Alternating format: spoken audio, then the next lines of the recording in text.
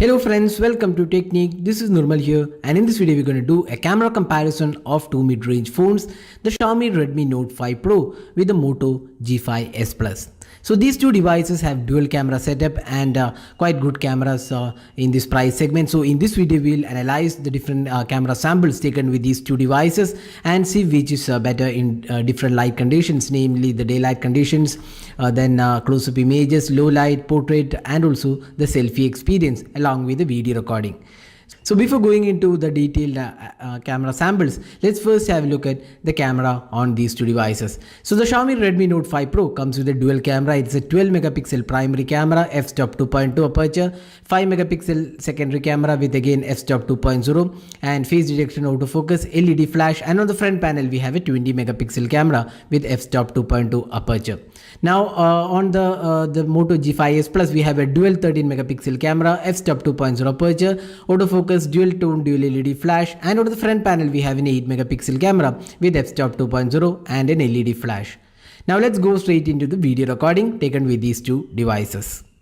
So this is the 1080p sample taken with these two devices, and both support electronic image stabilization at a 1080p resolution, and you can see both these devices have a good stabilized video. And you can note that the Moto G5S Plus tends to be slightly on the yellowish side, and you can also see the grass and the leaves in the video on the Moto G5S Plus looks a bit yellowish when compared to the Xiaomi's Redmi Note 5 Pro. The Moto G5S Plus has the capability to record videos in a 4K resolution that's right now not available on the Redmi Note 5 Pro.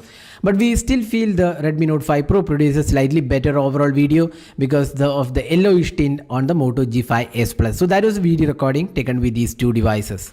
Now next up, let's talk about the daylight captures. So you can see that in bright sunlight, the Moto G5S Plus tends to overexpose the image a bit, and you can see the sharpness levels are a bit lost on the Moto G5S Plus when compared to the Redmi Note 5 Pro. So in terms of the daylight conditions under bright sunlight, we feel the Redmi Note 5 Pro produces better images, and also the yellowish tint I was talking about in the video recording is also available in photos, and it is a bit inconsistent in nature, and that's why we prefer the Redmi Note 5 Pro in terms of the overall imaging quality.